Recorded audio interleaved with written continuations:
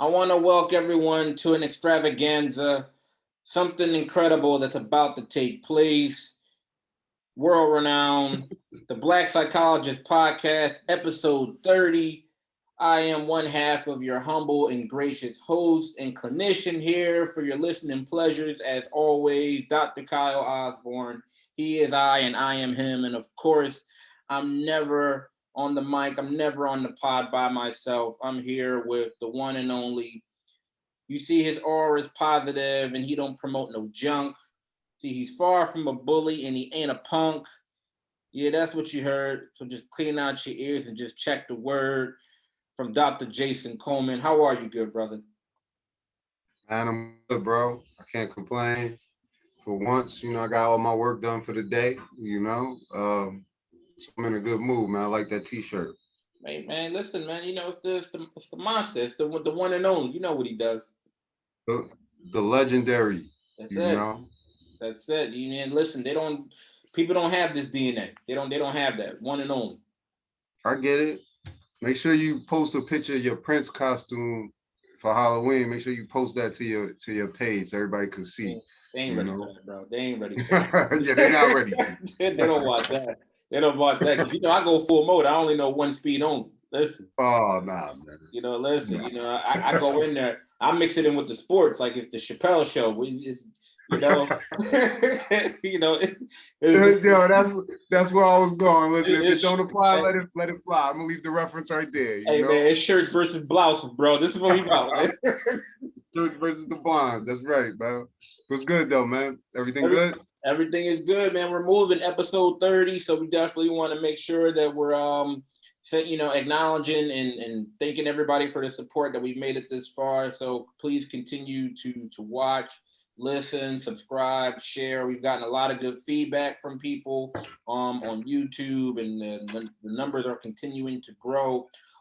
So we appreciate all the feedback, all the support. So continue, to spread the word, to continue to support us. We definitely appreciate it. Any feedback, any questions, statements, concerns about anything, we love to hear it.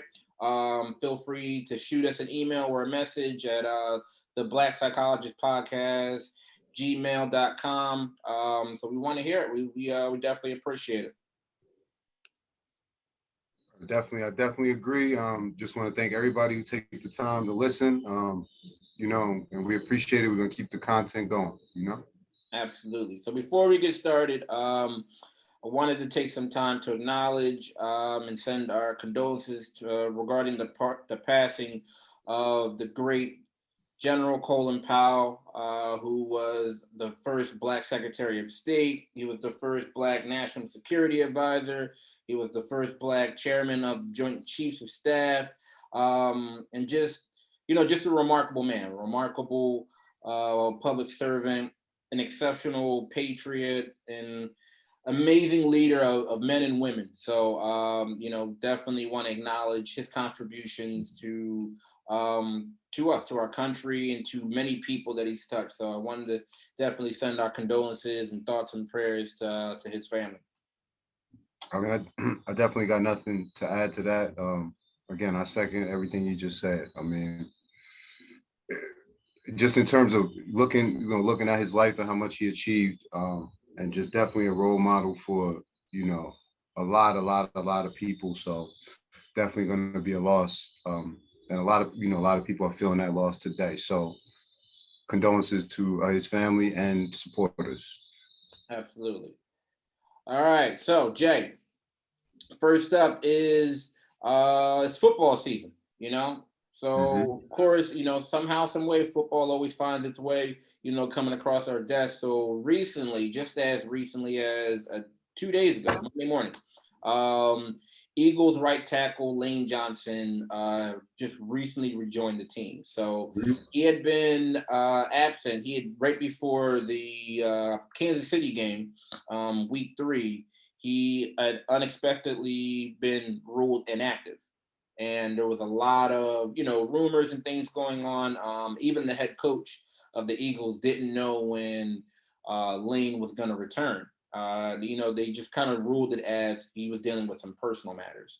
And Monday morning, he sent out a tweet and a message that, and I'm gonna read the message that, he broke his silence, explaining what he's been, experiencing and what contributed to his time away from the team. And so I'm gonna read his post. He said, "I would like to thank everyone for their understanding and support over the last 2 weeks. I appreciate the positive notes and messages as I've worked hard to restore my personal life. Depression and anxiety are things I've dealt with for a long time and have kept hidden from my friends and family. If you're reading this and struggling, please know that you are not alone. I'm excited to rejoin my teammates and coaches. I'm grateful for the entire Eagles community and looking forward to continuing to play in front of the best fans in the world." All right.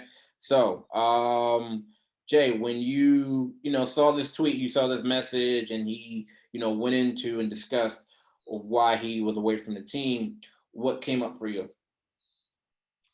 Uh, but first before I started like thinking about what he actually said, it was just kind of the general theme in terms of mental health.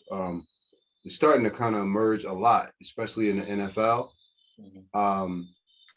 Listen, I mean, out here, on the radio, 98.7, like Bart Scott talks a lot about mental health, not necessarily his own mental health, but he was talking a lot about the benefits of like a sports psychologist being available to the team. I believe when he was on the Ravens. Right. D boys, stand up. Of course, Dak Prescott has talked about his brother, Brandon Marshall, on his podcast. He's talked a lot. So hopefully, like I'm cautiously optimistic that, this could be significant progress in terms of, the type of athlete that we're starting to see come out, right? We don't have to rehash all the different sports, but I mean, again, Jalen Hurts, right? Not saying he's the best player on the team, but the most important piece on the team, the quarterback, he had nothing but support, right? And I think kind of the evidence for that is like football is kind of like one of the ultimate like warrior sports. But you didn't hear any leaks, not from the organizational side, not from the locker room side, you didn't hear any leaks saying why is he out, people questioning, you didn't have all these false narratives floating around.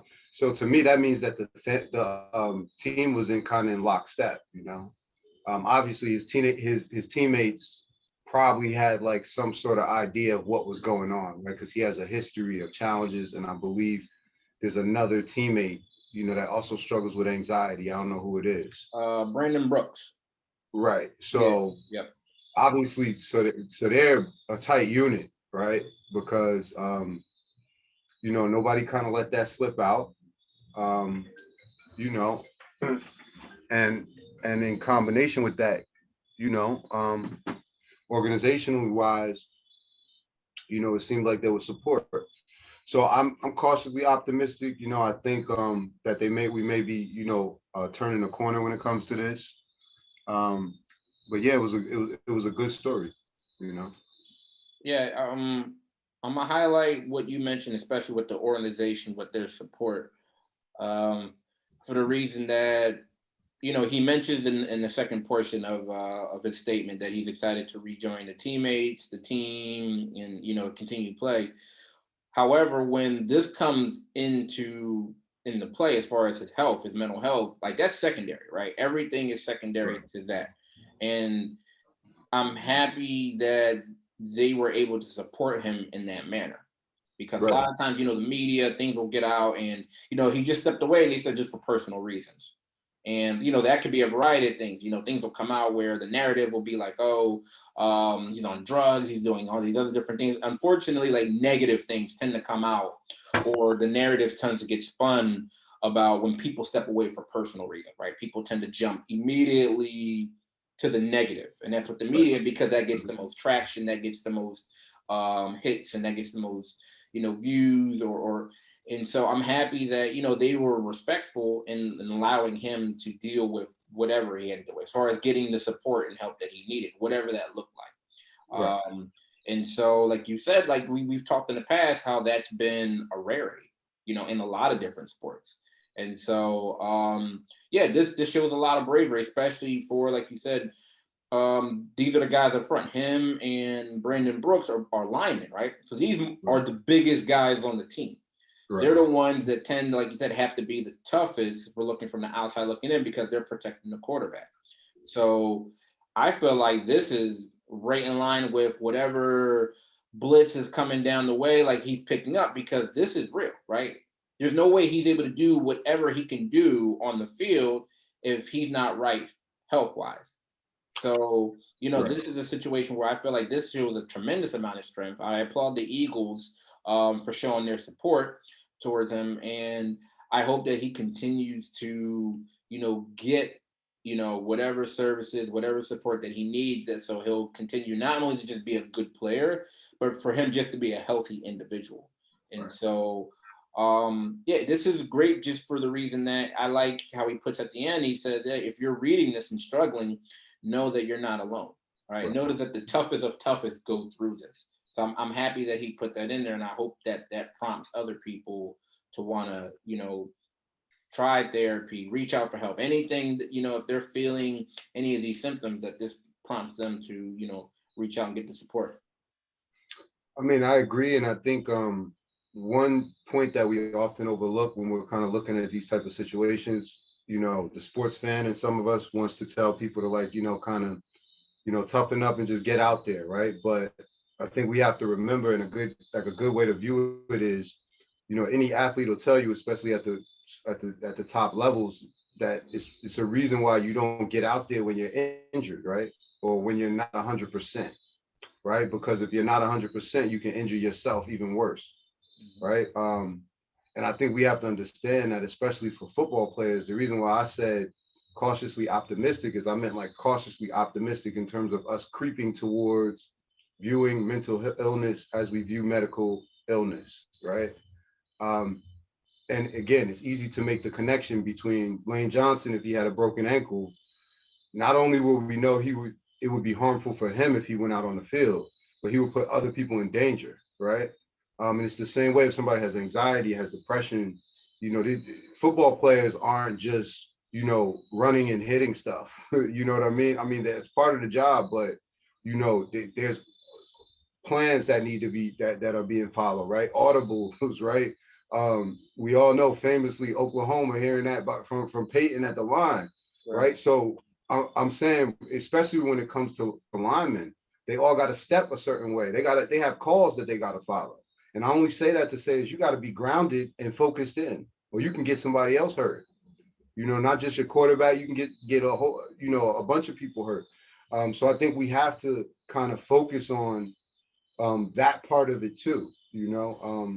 And the last thing I'll say is, I just kind of like the fact that, Lane Johnson kind of just turned it into his own personal, like, public service announcement, and just saying, like, you are not alone. So, yeah, I'm gonna leave it there. I think it's overall a good story.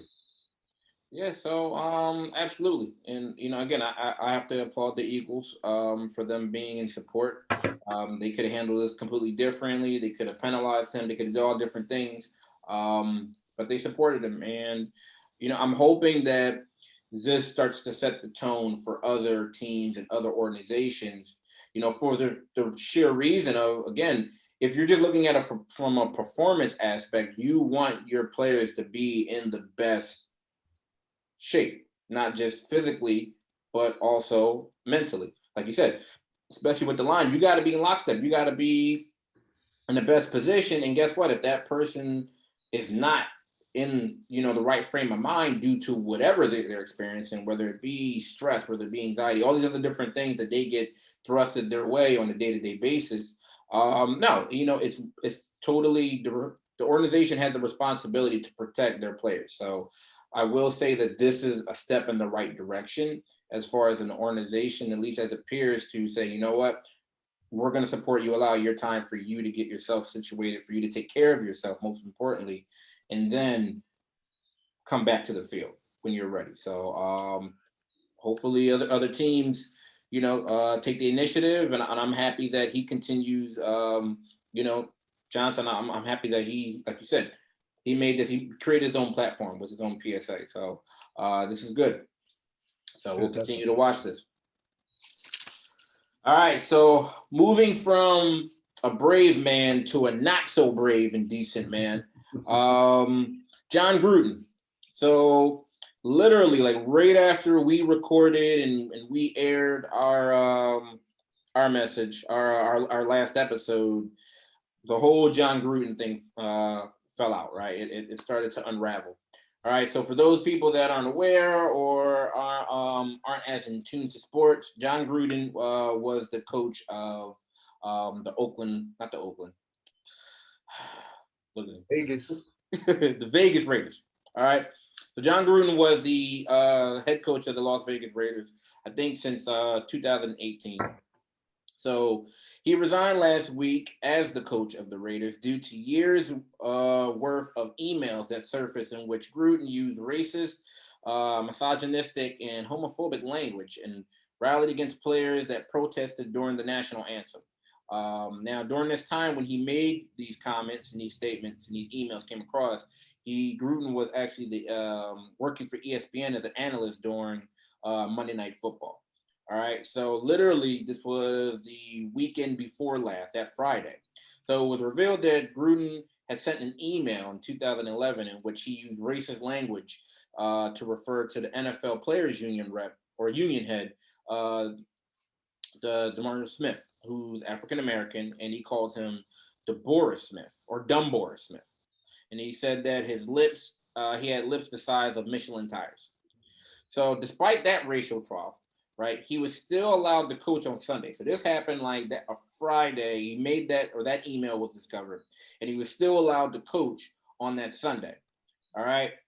Right after on Sunday or on Monday or Sunday evening, it came out that the New York Times had reported that this wasn't an isolated incident. So the NFL or the Times had accumulated a bunch of emails stemming from an investigation into workplace misconduct with the Washington football team, and that emails that were between John Gruden and former Washington team president Bruce Allen and several others that were also in the email chain or an email group were all high-powered white men. Just throwing that out there for a point of reference. And he just had a number of offensive statements. He called Commissioner Roger Goodell, he called him an F word, and he called him a clueless anti-football P word. Mhm. He also said that the commissioner should not have pressured Jeff Fisher, who was then the coach of the Rams, to draft queers, which is a reference to Michael Sam, who was an openly gay player chosen by the team in 2014. John Gruden also criticized President Obama during his reelection campaign in 2012. He called the vice president at that time, our current president, Joe Biden. He called him a nervous, clueless P word.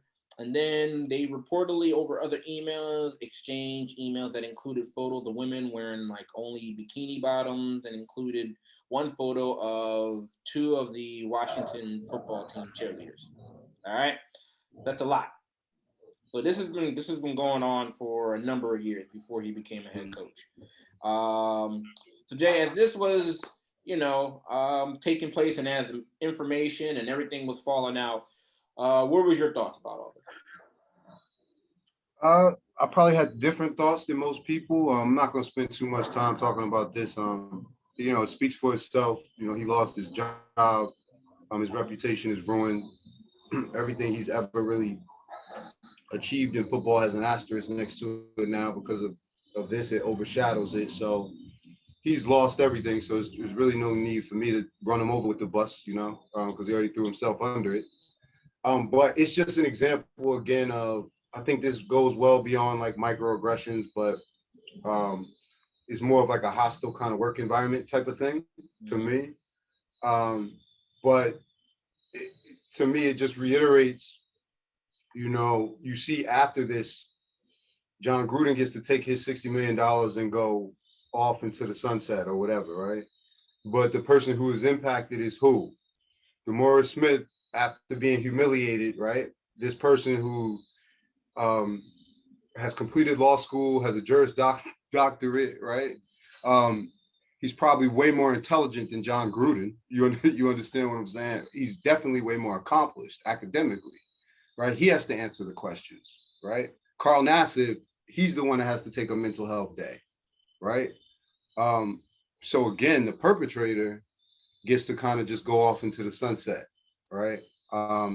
And say, stand up, chastise all of us, and say, I've never had a racist bone in my body. Like, we've never heard that before.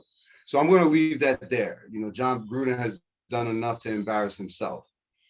I would kind of speak to the bigger issue, and I know, you know, a lot of people probably won't agree with me, but this speaks to the bigger issue of um, casting Black people's feelings aside as being totally emotional, or statements as emotional, right?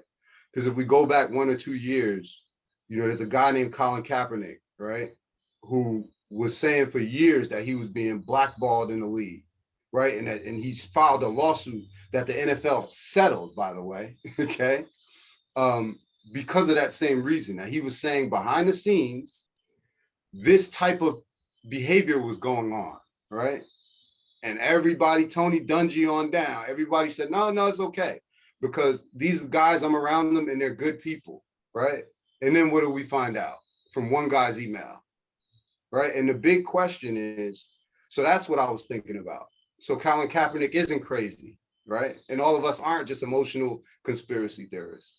And the other thing I was thinking about it is we still have a lot of white privilege that is going on, right? Because Jon Gruden was talking to somebody, right? Who was he talking to? He wasn't talking to a bunch of Black guys or a bunch of Latinx guys or a bunch of, you know, LGBTQ guys. He was talking to a bunch of people that share a lot of his same characteristics and socioeconomic status, right? So that is the problem. It's a million other problems is the problem. So I'm not going to go all the way down the rabbit hole, but that's what I thought when I first, you know, kind of saw it. And that's kind of all I'm going to say about it. But what did you think? One, I was the first apology. Well, one, I don't like the fact that they allowed him to resign. Like, just the optics of that, to me, like you said, oh, like he's stepping down, like he's choosing to. Like, even if it's Right. a, hey, step down before we fire you, like, no, you need to be terminated. Like, the optics are like, if you're gonna send a message and be like, hey, we're zero tolerance, we're not you know, whatever the NFL wants to say, it should be a situation where, like, no, he doesn't get a chance to resign, because, like, again, it, when you say someone resign, it's a step down. Like you said, he's Right. stepping down to go right into the sunset with whatever guaranteed amount of money that he has and all these other different things. The other part was, after he made the first uh, racial trough remark, was that it was so entitled, his apology, right? Or his quote unquote apology. Like, his apology was something to the effect of, well, I'm not racist, and I'm tired of talking about it, right? I want to focus on the game. Like, you, who are you? Like, just the entitlement was mind blowing, for the reason that, one, you're out here, you're offending this population of people, right? This is just the first remark that he made. Right. And so you, where do you go? Where do you stand off as far as being like, oh, well, I don't want to talk about it anymore. You know, I'm done addressing the issue. I'm done addressing that I've offended a certain, you know, group of people. So, and then also the entitlement is the fact that he felt comfortable verbalizing, you know, your thoughts or whatever, you know, this exchange, like in an email to your friends, again, like we talked about, was a group of other high powered white men. Like, Mhm. you felt comfortable verbalizing this in an email on the company server. It wasn't like this was like a Gmail server. This was like to the Washington football team, right? I think that speaks volumes in the sense of, you know, and I don't know if I attribute that to stupidity or arrogance. I'm going to say it's the latter, because this is a bigger issue, right? This is a bigger thing where this is long overdue reckoning as far as for the NFL. And it underscores the basic problem, and you alluded to that, is that, you know, unfortunately, like you said, he wasn't on this email by himself. Like, the NFL is full of Jon Grudens. So Right. Kaepernick, absolutely, this is a day of validation for him, right? Because this is what he was saying. This is what he's been talking about, things that have been happening behind the But scenes. it, And but do you know we what I mean? but did we really need, and I'm not saying you're saying this, but did we really need the validation? Whether you get whether you package your racism in a Jon Gruden package or a Donald Sterling package, what does it matter, right? It comes down to the lack of value when it comes to Black bodies, right? You have people that legitimately feel like it doesn't matter that the league is 90% Black, right? It doesn't matter that all of these African American players have all the talent and draw eyes from around the world. It doesn't matter, right? You have these men that are in a position of power and they feel, right, that they are granting the opportunity. Right. Not that the talent is what brings the money, right? They feel that they have some specific particular skill, right? But we see the evidence of the opposite, right? Because they took Donald Sterling's team away from him, and what happened? We just found somebody else that had money to pay the bills, right? The talent is still there. It doesn't take any particular talent to own a team, right? But the arrogance that goes along with it is what makes people feel like they can make these type of statements because they feel like it's the reason why. Remember when LeBron James had all of those conflicts with the owner of Cleveland, right? Oh, yeah. For similar type statements, right? Yeah. If you don't want to play for me, you're Judas, right? I own you, right? This is how they feel, right? So that's why I say I don't have much to say about it because it's more of the same. It's more of the same elitist attitude, right? Right. And entitlement The, mixed with racism. the reason why I feel like it's important because you and I, I know most people, most African Americans know, most ethnic minorities know that what, the NFL, first of all, we know has a poor track record of like progressiveness and inclusion, right, in its history. We know that they would rather have the minorities or African Americans as laborers as opposed to leadership. We know that. However, I get that the general consensus, or like a lot of people want to always think that racism, especially when you're talking about like sports, is like in the minority, right? There are only a few bad apples. No, Right. absolutely not. And I feel like this is why the John Gruden situation is important because no, this showcases that his thought process, his attitude, his behavior is not an anomaly. It's not, right? This is more current than you think. This is this is a coach, right? That's held, like you said, so many different positions of leadership, right? He's been in charge of, who makes the team, who doesn't. He's been in ESPN, right? He's had all of these different positions. He's had head coaching positions in Tampa Bay and all these other different places. Right. And so, yeah, like you said, he's talking to other people that he feels comfortable, sharing these statements with. So that shows that, like, no, he's not like this owner who was like with Donald Sterling, who's far removed, that's old, and all these other different excuses. No, this is Jon Gruden, right? Mm-hmm. This is the coach that was so sought after, and he's the golden boy and Chucky and whatever these other different nicknames they want to give him. No, you know what? This personifies that this is the majority, right? And I'm not going to act like I work for the NFL and anything of that nature, but no, there are more like-minded people. This is why I feel like it's important because there are other people that he was comfortable talking to. There are other people that love Jon Gruden. There are all these other different people, and maybe this is potentially the reason why, right? Mm-hmm. So this is more common than people always want to tend to say that, when situations like this take place, it's isolated. It's only one or two people. They're in the minority. No, this is the majority, it seems like, because more and more of these are coming out, and they're still going through emails. So the dragnet and the effect of this is that there's going to be more people, right? There's going to be more names that are going to come out, right? And unfortunately, the NFL is not going to improve as long as you have people like Gruden elevated, just like you said. As long as they're protected, as long as they're prioritized, in the NFL's hierarchy, right? This is not going to happen. Now, he's been having these conversations, and he's felt like this for years. Right. And the only difference is that the emails became public. Right? That's the biggest difference, right?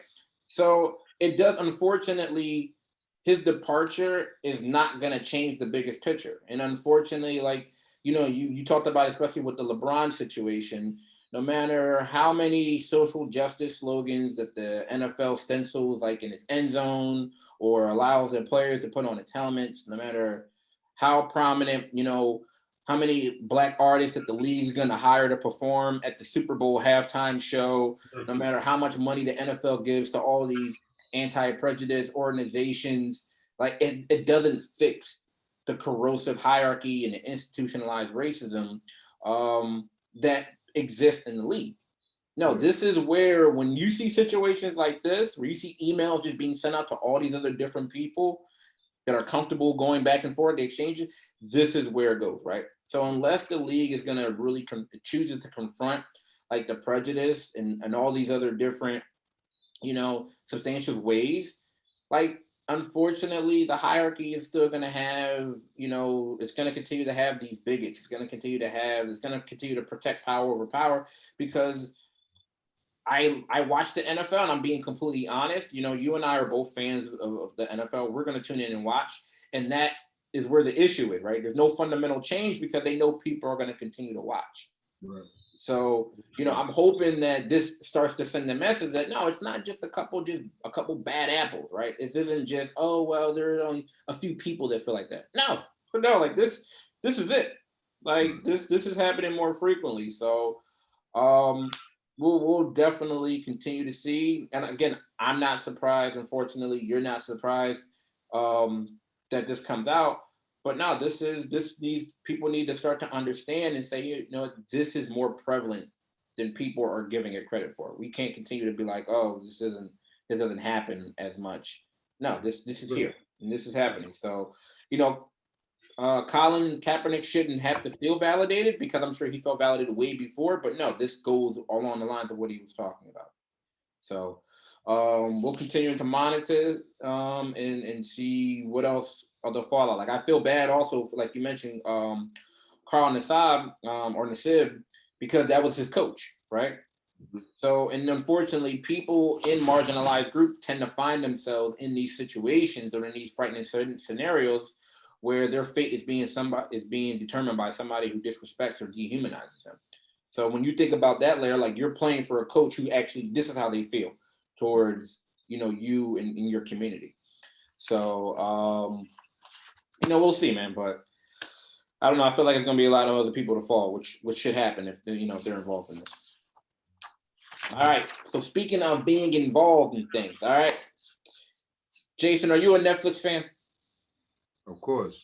All right. So Netflix South Korean thriller Squid Game has officially become Netflix's biggest ever series launch. The show has managed to draw in 111 million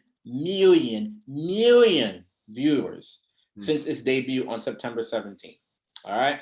So for those of you that aren't familiar with the Squid Game, or you haven't seen it, the basic premise of the show is that 456 people that are extremely in debt for various reasons are a part of a competition to win millions of dollars in which they play in these series of children's games.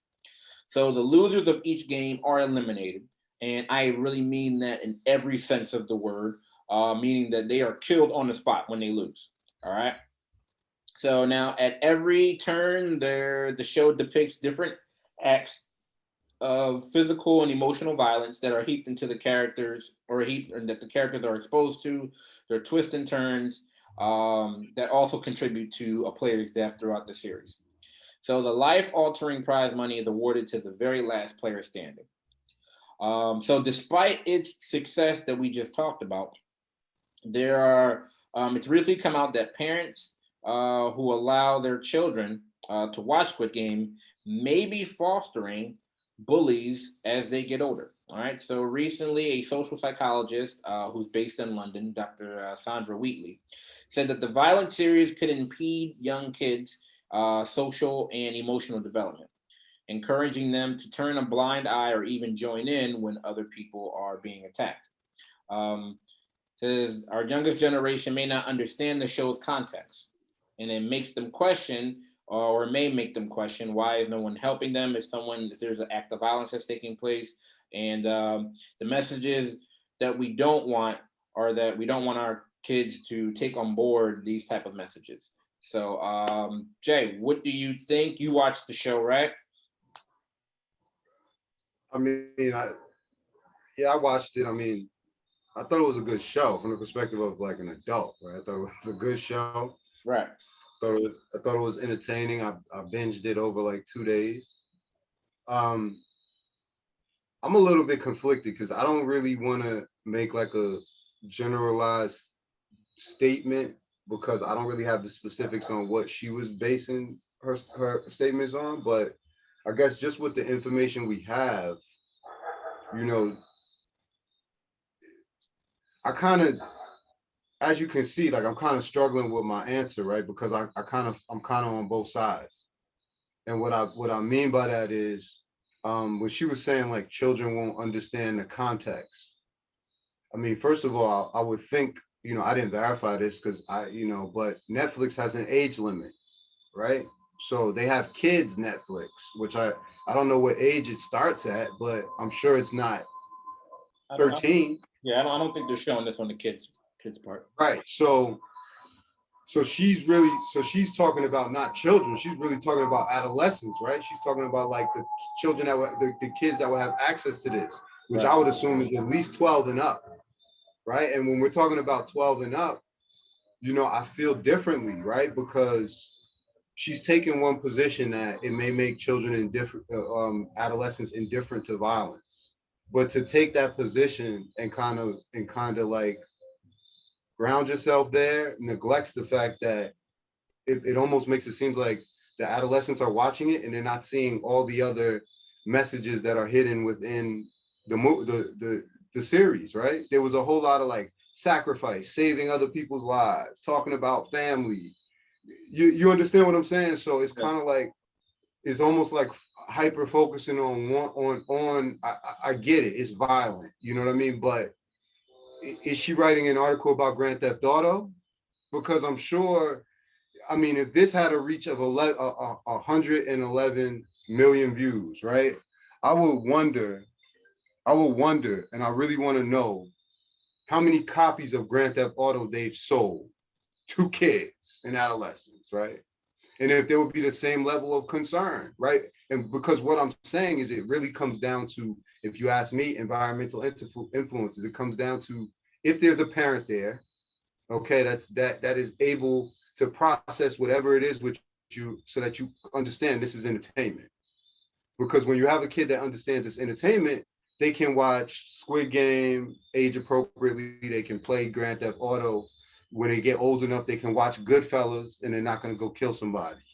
You know what I mean.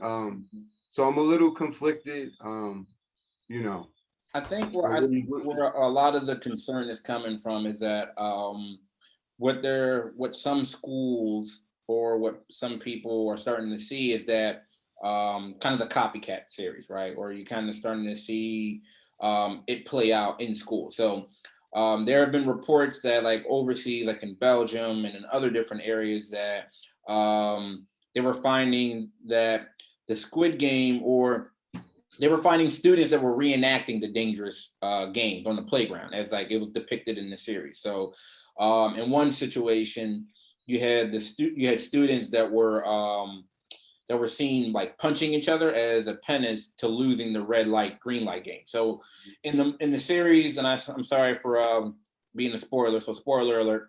In the series, in the first couple episodes, or in the first episode, they played red light green light. However, the people that are disqualified are shot dead, right, in the game. So in this version, I guess what kids have been doing is that as a punishment, the kids are getting like punched, or there's some type of violence that's being enacted. So I understand that concern. At the same time, I feel like there are two sides of it, right? So let's look at it like this. You mentioned Grand Theft Auto, which is a good example.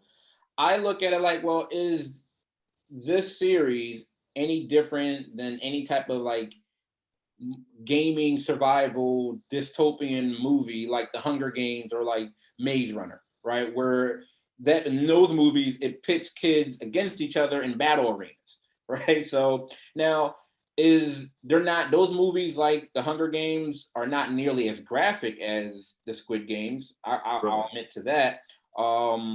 But and I think also the concern comes in where people are looking at it where you have something that's like a game that most people are familiar with, right? Everyone's familiar with red light, green light. It's a seamlessly innocent game, but now people are adding um, that violent or that brutality element to it, right? To a game that was relatively simple.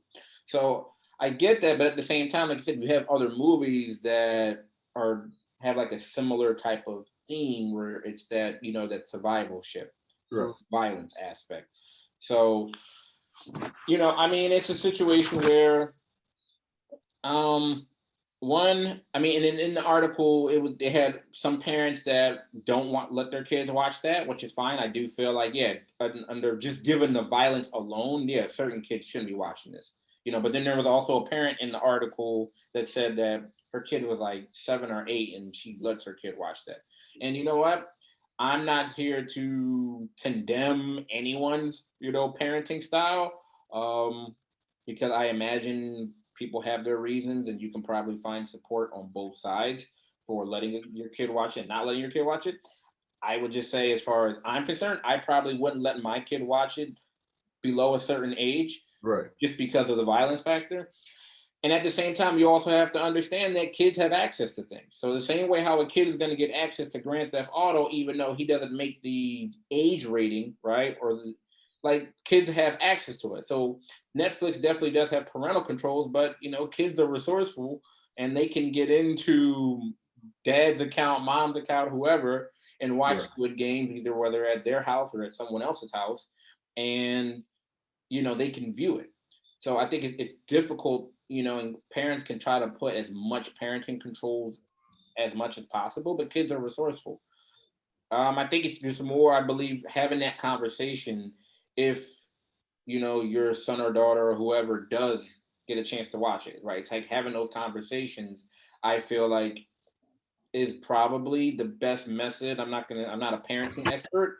However, I feel like that's usually the best way or manner to try to get ahead of things, because throughout this whole series, there's a lot of, you know, psychology, social psychology, treasures in it, right? Like people tend to always want to talk about like the capitalistic undertones and, the difference in between the socioeconomic status and things of that nature. And I agree with it, but there's also a lot of psychology that also contributes to like why some of the violence is taking place. So I feel like having that conversation, with your kid, if you're watching it together, or if you have a discussion, could possibly get ahead of that and maybe, act as a protective factor against potential bullying. I mean, the last thing I would kind of say is as solid as an answer I could give as to whether this makes kids or adolescents indifferent to violences, I do not think on its own it would, right? I don't think on its own, this or any, one movie, one show is going to be enough to influence a child to be completely indifferent, right?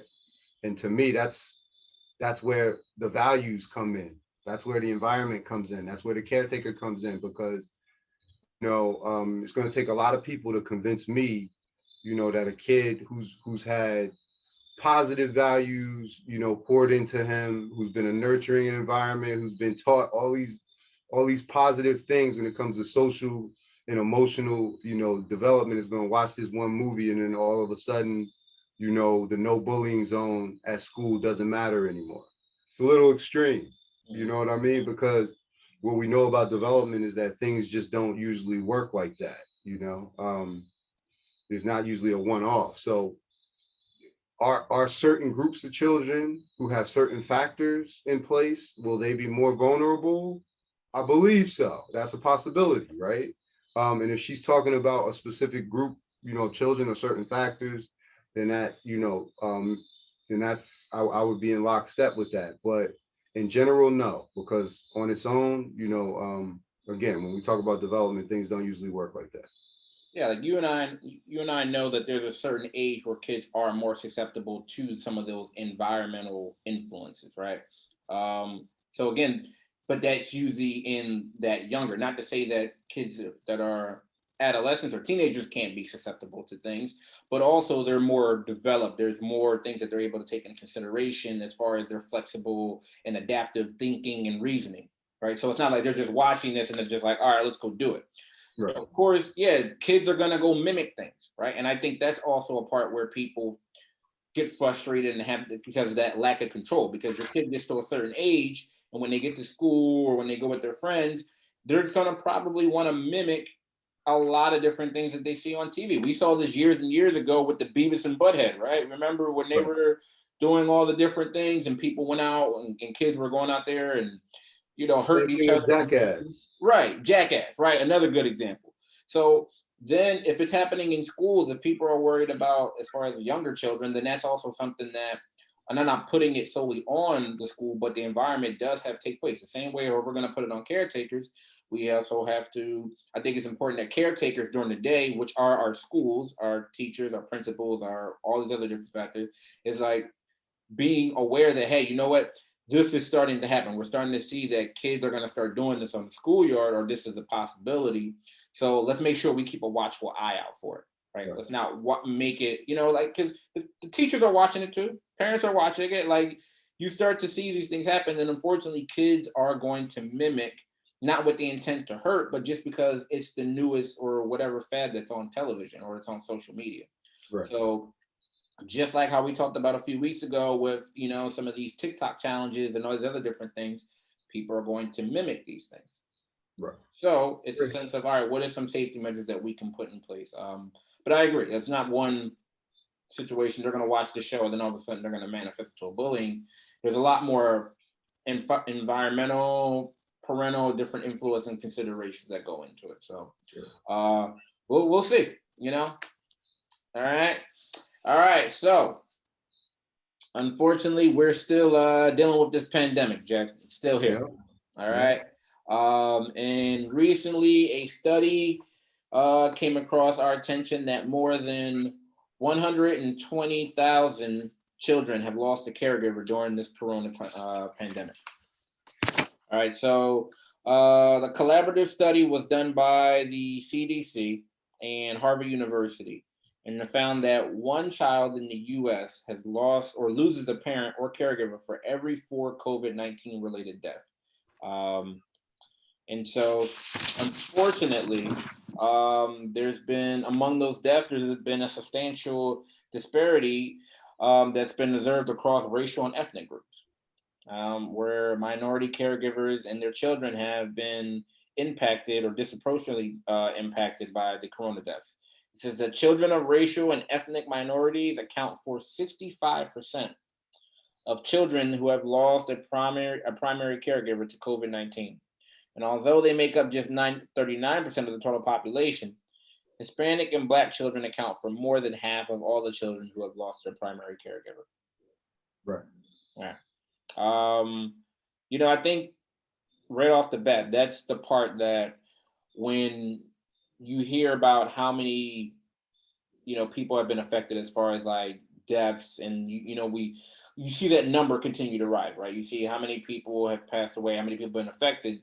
We only typically think about that person, right? We tend to think about that individual that passed away from COVID-19 complications.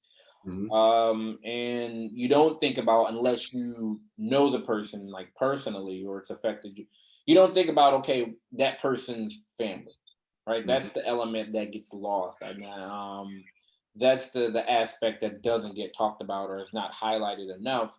That, yeah, if someone passes away from this virus, that just like in any situation, it affects not only that person, but it affects their family, it affects their children. Right. And especially if we're talking about those that are coming from, that are in the minority as far as racial, then you're talking about a lot of people that are coming from the single parent homes, unfortunately. So what happens to those children, right? Do they go into the system, or are they living with a loved one? Or are they living with a sibling? Like, so many different things. And again, this is the aspect that's not talked about. As far as the deaths, when we start to see these numbers rise, and we've talked about it in previous episodes, unfortunately, how it affects and how it's impacted our community greatly. So, as you were reading through the article, what was your take? Well, I mean, I was just just kind of thinking about how sometimes, before I read this article, it was like I was looking at the numbers. I don't know if the numbers of deaths is at 700,000 or more by now. I know it's in that area. But I used to just look at it as like individual people. You know what I mean? But when you look at the impact on like systems, whether it be a community, a family system, whichever one you want to look at, the death of that one person, especially we're talking about primary caregivers, and then they're talking about another 22,000 lost a secondary caregiver. That's a drastic impact, right?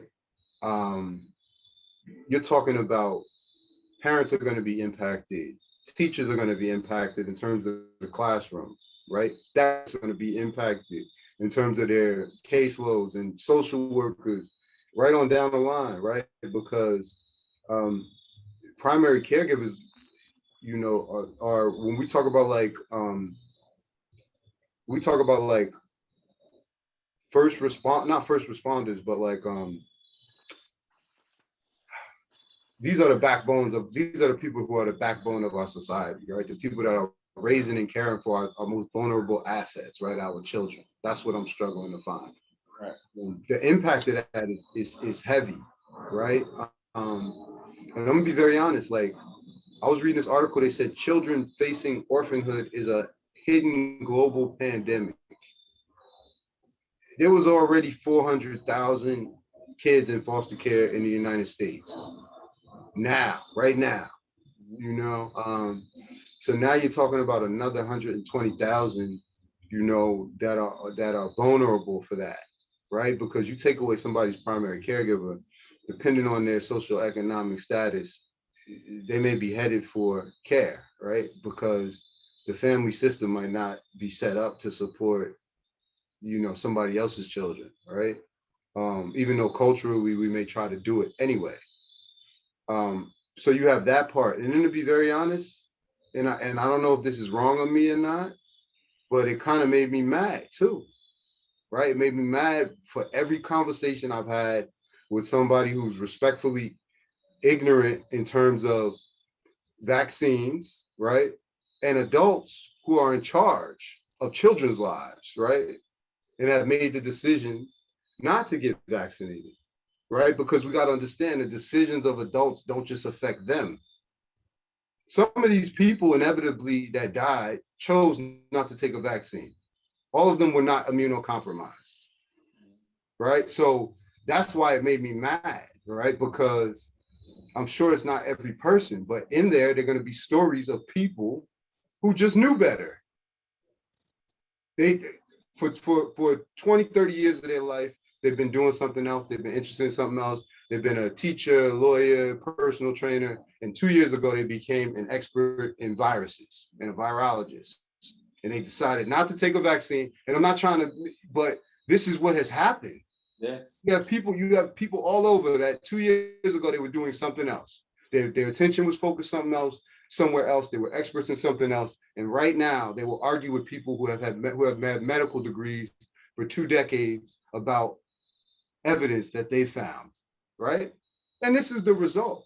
So if I sound annoyed, that's why, right? Because we have the decisions of adults impact these children. And I'm gonna leave it right there. No, But it's real. it brings up, it's a broader impact because I feel like you're not alone. You're probably um, in the norm in regards to how many people are thinking about the impact that it has when someone does pass away, right? You're only, like you said, you're only thinking about that individual, and you mentioned so many different avenues of someone's life or to that system that's affected, but especially like it's a broader impact financially, right? Like, who's going to take care of that particular individual? And I think that's something that people, and people have the right to choose whatever. You want to get the vaccine, you don't. We've discussed that at length in previous episodes. And I think at the same time that people are only thinking about, themselves. What do you typically hear? It's my right. It's my body. I don't want to do this. I don't want to put this foreign substance into my body. I don't want to do this and X, Y. So yeah, you're thinking about you. Cool. But at the same time, whatever your decision is, and especially the people that you're caring for, right, goes bigger than that, right? These are people that are counting on you, right? So I'm wondering how many people think about that aspect. I'm wondering how many people take that into consideration when you're thinking, oh, I don't want to do this. And then, like you said, you're seeing numbers that say, well, this lowers your risk, this does this, X, Y, and the third. You see, the empirical data. And then again, your people are only, or at least it appears that folks are only thinking about themselves, right? Which is Oh, a absolutely. common issue, Because what I can guarantee you is 100% of these people, right, vaccinated or not, when they start to have labored breathing, where do you think they go? They all go to the same place. Where do you think they go? The people that have been telling you that the hospital and the doctors are lying, where do you think they go? Mm-hmm. They go sit in the emergency room, right? Yep, same spot. Yeah, Same because spot. now they don't know. Now they don't know better anymore. And again, I'm sorry. I don't want it to seem condescending, because that's not the goal. But with certain things that if we were looking up at the sky and somebody was telling us it was red, and we looked and it was blue, we would only argue with them for we wouldn't argue with them at all. We'd be like, oh, that's what you perceive, and we would move on, right? And this is kind of where we're at, with people, but this is what we see. So I'm just at the point where I'm, upset about it because you have the ignorance of adults that's now impacting children. And again, unfortunately, we are the ones that are suffering, right? Kids that look like us, right? Because it's happening in our communities, right? This is the thing that if you've recognized or noticed the pattern, Jay, like with every COVID situation, whichever different aspect where we've talked about how it affects your mental health, or how now we're talking about, the aspect of how it affects children, how we're just so many different avenues of how this COVID has affected so many different people on so many different levels. It's always again in our community. We are suffering. It's impacting us greatly because of the ambivalence or the reluctance to get the vaccine and all these other different things. And now it's affecting our children, Right. right? The people we're supposed to be, raising to be kings, to be queens, to do all these other different, right? We're raising them to be great. At the same time, when we make these decisions, that's where my frustration comes, right? Because now you're saying you want to raise them to be strong, you want to do all these other different things to lift them up, but you're not giving them a chance if you're not going to be there, right? And that's the aspect of self, right? Taking Right. care of ourselves. We always talk about the being on the plane. If the oxygen mask come down, we put it on ourselves first, and then we put it on the kid, right? So we can be there to continue to help the kid, to help the kid survive. But we're not doing that, right? It's the same mindset and mentality here. Like we have to take care of ourselves so we can make sure we remain around so we can continue to take care of it. So, that's where my frustration comes in. I'm hoping that, I know, you just hope that some form of perspective can be that mechanism of change. So hopefully, this article gets more, grow some legs, and it continues to spread so people can, take a look at that. It's not just you, it's the other people that count on you that you need to stay around for. I mean, I'm being Man, optimistic, man. I'm not, You man. know, Listen, this is not ending anytime soon. There's a reason why we one of the most, if not the most developed, and wealthy, one of the wealthiest countries in the world. But in terms of being vaccinated, we're like at the bottom, right? So we have a we have a disease of conspiracy theories and a whole bunch of things that are going around like the flu right now. So do I think this is going to end? No. I think it's going to be with us for a while, but we're going to have to deal with it. yeah, we'll see, man. All right. So, Jay, we about to go right into your wheelhouse, bro. All right. So, recently, a study came out regarding the physical effects of brain of visiting nature. All right. So, most of us, we live in cities and we don't spend as much time as we should outside in the green, right? Outside in our natural spaces, the way people did years and years, generations ago, right? Unfortunately, we don't get a chance to do that, or people don't do it. And it's come out that, people that live in the city tend to have higher risk for anxiety, depression, and other mental illnesses than people that live outside of urban cities. So a new study was published last month, in which volunteers who they found that volunteers who walk briefly through lush green portions of a college campus, it was a Stanford campus, were more attentive and happier afterward than volunteers who just strolled for the same amount of time near heavy traffic. All right. So, Jay, this is your thing, man. There was more information that was in it. Like, take us through it, bro, because you are, this Well, is your thing. listen, of course, we this is more so. I brought this to the table just in terms of like emphasizing and encouraging self-care. Um, before we get into it, like basically in terms of this study, they were showing that, being out in nature specifically, and I think they were measuring like being out for about an hour and a half, versus not being out in nature, being in like an urban kind of environment. They they were able to show a reduction in the risk for anxiety, depression, and not only the reported mood, but also in terms of actually measuring the brain activity, right? Mm-hmm. So the science is there. So I just want to get that part out of the way. More importantly, I kind of just wanted to highlight and encourage people to kind of get outside, right? I know the weather is changing, but as well as I do, it's a personal passion of mine in terms of like hiking or walking wherever I'm at, go on vacation anywhere. I find somewhere to hike. In Philly, in the city, I find places to hike and walk. Um, and just the reason why I thought this article was just amazing is because the science kind of like what they were measuring through measuring the brain activities, Yeah. and the actual assessments actually matched like how I feel. So it's like I can literally get up in the morning and be stressed and have things on my mind, and go for a 2 hour hike. And when I get back, it's like a weight is lifted off me. You know what I mean? So that's what intrigued me about this article, is that the science kind of matched in terms of my anecdotal experience. So the only reason why I brought this to the table is just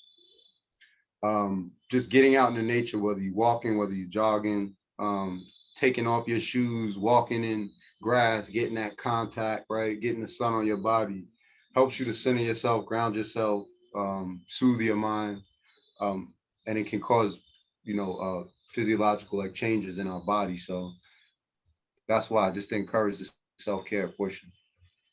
Yeah, I mean, speaking even from my own personal experience, that's something that I made a conscious effort to do. At my job, we, it's a wide open campus, right? The camp where I'm at, and I made a conscious effort to, get out and just, walk at lunch, whether I'm walking like for a mile or a mile and a half, whatever the situation may be, and I started to notice that difference. Like, I was a walker before, but it's different than say when I was working at Penn and I would go on my lunch break and I'm walking around like just in the city area and I would just have my music and different things. Like it's different working in a rural area at the hospital that I'm at, and it's just nothing but trees. Like it's nothing, it's just wide open nature. Like it's just different. It's a different element. I wish I could be, more articulate in explaining the difference, but I've noticed it and I've made it. I'm almost disappointed at times when I don't walk at lunch. Like if things spill over into the lunchtime, or if I gotta like it cuts into my lunch break, like I get upset when I'm not able to be out there. Like I've even made it a point like to try to do some walking even at like when it's raining or like if the weather broke like over the winter. It's just to get out there and walk, man. And I've definitely noticed the difference between walking out there in a rural area than walking in like University City. And I encourage other people to do it also. As you get an opportunity, and it doesn't always have to be, like you're trying to do it during work. Just like as you mentioned it, Jay, like you just get an opportunity to walk, and not Yeah. everybody might have access to, a park. There are some areas where even if you're just walking in the neighborhood, if as long as it's safe, I employ people to do that. Like I really do. Like just getting in the habit of walking, and then, you know, once you get an opportunity to find a park or find an area when the weather gets better, do it. But yeah, lower stress levels. Like the science is out there, not just in this article, but in a lot of different articles. You can Google it and you'll get multiple articles and things that'll support, what we're trying to promote is that, walking has such a profound effect on your mental health. Like it, reduces, like you said, the stress levels, the anxiety, other different things, just getting out and moving, right? Just having that physiological response of just getting out, whether it's after work, whether it's on the weekend, just, find a way to try to incorporate 10-15 minute walk into, your day or somewhere throughout the week. I promise you, of course, it'll be good for, losing weight, burning calories and your metabolism, but it's also going to be great for your mental health. So, I like this article. I'm happy that more information is coming out and that they're, distinguishing the difference between the city and the in the rural areas or being in the park. Because I knew there was a difference. I didn't think it was just me, but this actually puts into play of like what I've experienced, like from just walking during lunch periods. So this is dope. I like this. Yeah, man, definitely. So everybody make an effort, get out there and walk this weekend. Yeah, absolutely. And if you're if you hit us back with some some good support, Dr. J will actually walk with you. He'll find you. He'll find you. He'll find the park. Yeah, right. He will find. We'll walk with you through the park, guys. So okay, this is the call now. Act now, okay, for a low price that of $9.99. That don't come with the subscription.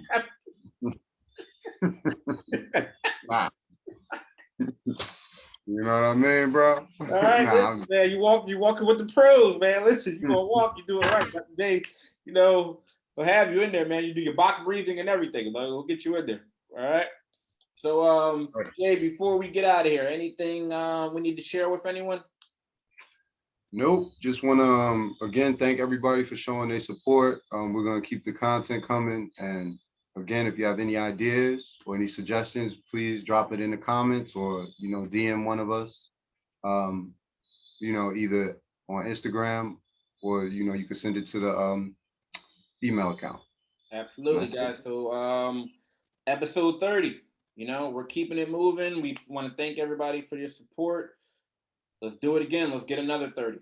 All right. So we appreciate everybody watching and listening. Jay, as always, a pleasure, my friend. I'll see you next time, bro. All right, my brother. Later.